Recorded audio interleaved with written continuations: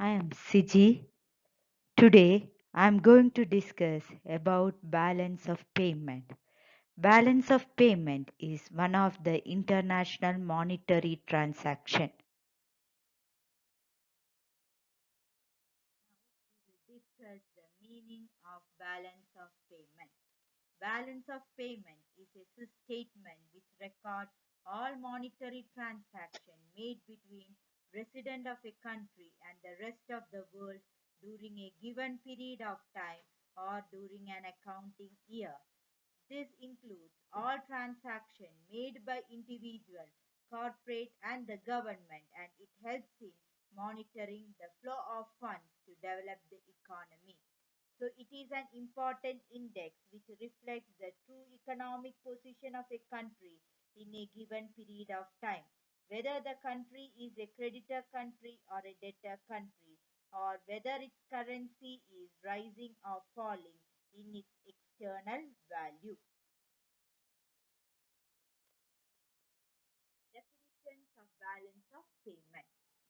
The definition given by Charles P. Kindleberger. Balance of payment as a systematic record of all economic transactions between the resident of the reporting country and the resident of the foreign country during a given period of time. Definition given by Sodaskin. Balance of payment is merely a way of listing receipts and payments in international transactions for a country. Features of balance of payment. Balance of payment has the following features. First one, it is a systematic record of all economic transaction between one country and the rest of the world. It includes all transaction that is visible as well as invisible item during a given period of time. Visible item means all goods and invisible item means all services. It adopts a double entry bookkeeping. That is, all the international transaction will result in credit and debit entry of equal size. When receipts are equal to payment, the balance of payment is in equilibrium.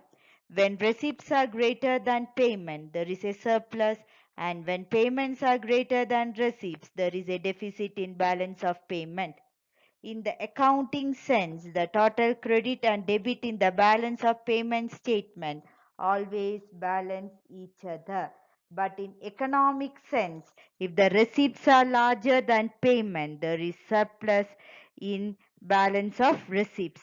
Similarly, if the payments are larger than receipts, there is a deficit in balance of payment. Structure of balance of payment or components of balance of payment. Mainly, there are three components of balance of payment, that is current account, capital account, and financial account, or you can call it as official reserve account. The total of current account must balance with the total of capital account and official reserve account or financial account in ideal situation. First component of balance of payment is current account. Current account is used to monitor the inflow and outflow of goods and services between countries. It covers all the receipts and payments made with respect to raw materials and manufactured goods, and it includes receipts from tourism, transportation, business services, etc. There are various categories of trade and transfer which happen across countries. It includes visible or invisible trading. Visible trading means export and import of goods and services. Unilateral transfer means money sent as gift or donation to residents of foreign country. If the debit exceeds the credit, then the country is running in deficit. And if credit exceeds the debit, then the country is running with surplus. Second component of balance of payment is capital account. capital account consists of transactions in financial assets in the form of short-term and long-term lending and borrowing and private and official investment. In other words, the capital account shows the international flow of loans and investment and represents a change in the country's foreign assets and liabilities. Here, capital account consists of short-term and long-term lending and borrowing. Short-term borrowing means the borrowing will be for less than 1 year. That is, borrowing from bank account or any other sources. Long-term lending and borrowing means the borrowing will be for more than 1 year.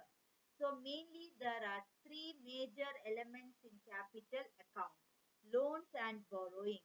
It includes all types of loans, both the private and public sector located in foreign countries.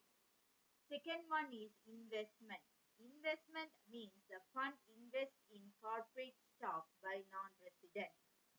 Third one is foreign exchange reserves.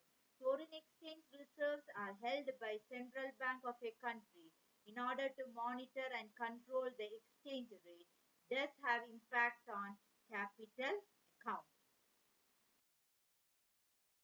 Third one is official reserve account, or you can call it as financial account. This official reserve account monitor the flow of funds pertaining to investment in business, real estate, and stock. It includes government owned assets such as gold, special drawing rights held with the IMF, and foreign currency assets. In addition to that, it includes foreign investment and assets held abroad by the national. Financial accounts includes the record of assets owned by the foreign nationals. If the overall BOP is in surplus, it adds to official reserve account. If overall BOP is in deficit and if accommodating capital is not available, the official reserve account is debited by the amount of deficit.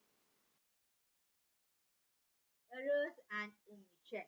Errors and omission is the balancing item so that the total credit and debit of the three accounts must equal in accordance with the principles of double entry bookkeeping so that the balance of payment of the country always balance in the accounting sense.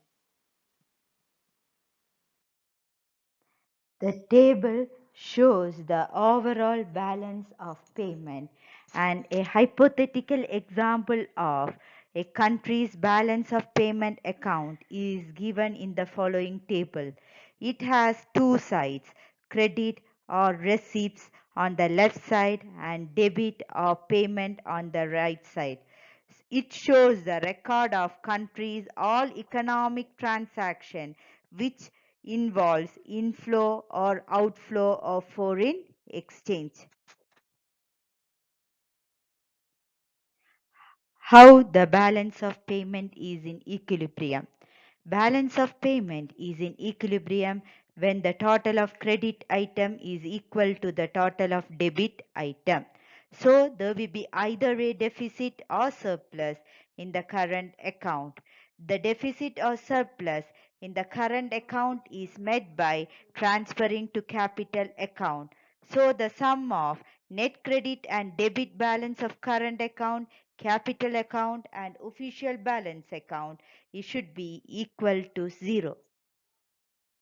When receipts from foreigners exceed payment made to the foreigners, there is surplus in balance of payment.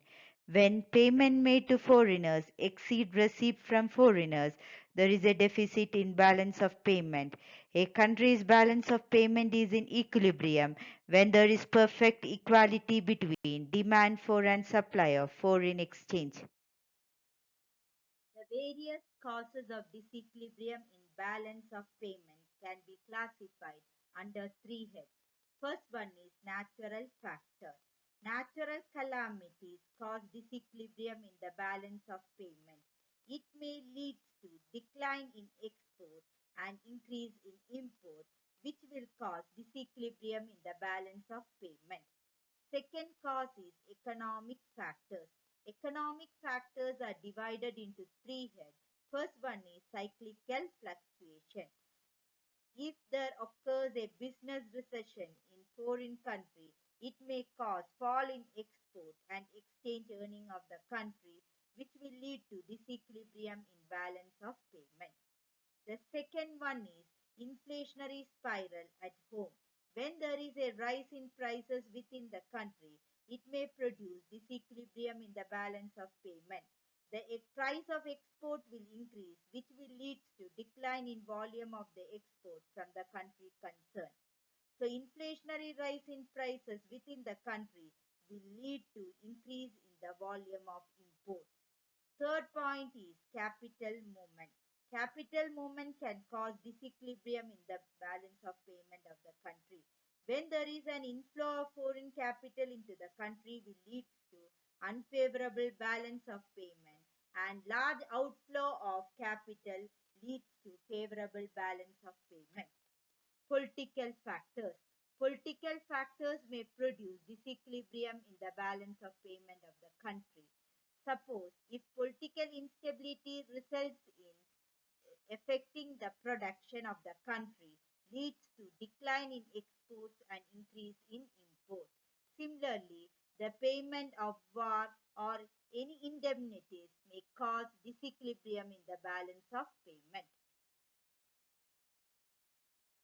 Measures to correct disequilibrium in the balance of payment. First one is automatic measure. Disequilibrium in the balance of payment may automatically disappear after some time when certain forces come into operation in the economy. For example, disequilibrium in the balance of the payment under gold standard was automatically corrected by inflow and outflow of gold. Likewise, equilibrium in the balance of payment of the country on paper standard was automatically corrected through fluctuation in the rate of exchange. For example, if the country's balance of payment was unfavorable, the demand for foreign exchange will exceed supply, and which leads to the exchange value of the currency to fall down. So fall in exchange rate increases the export while it discourages import. So equilibrium in the balance of payment was automatically restored after a particular period of time.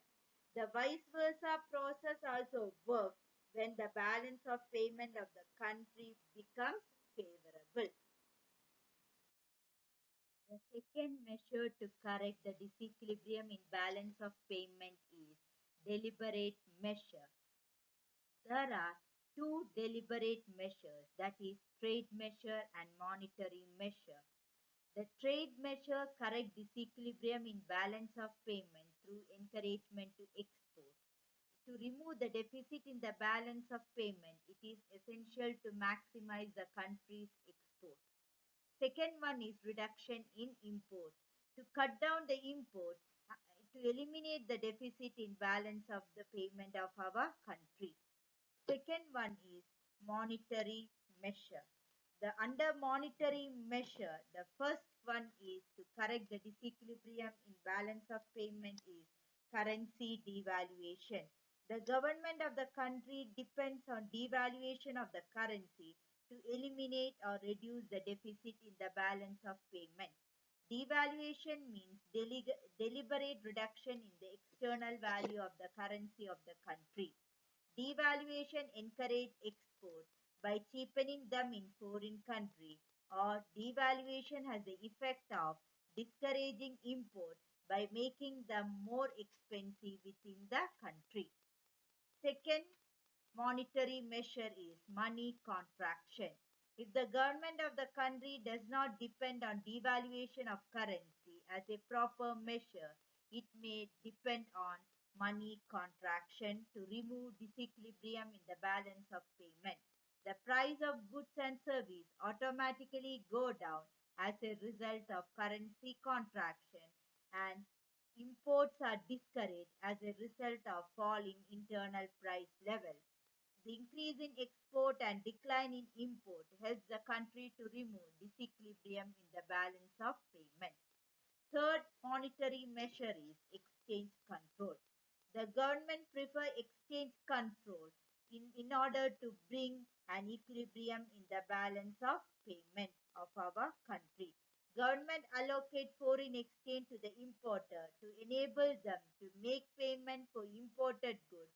Thus, government has full control over foreign exchange. Fourth measure is foreign loans. The government can secure loans from foreign banks or foreign government to reduce the deficit in the balance of payment. Last one is encouragement to foreign investment.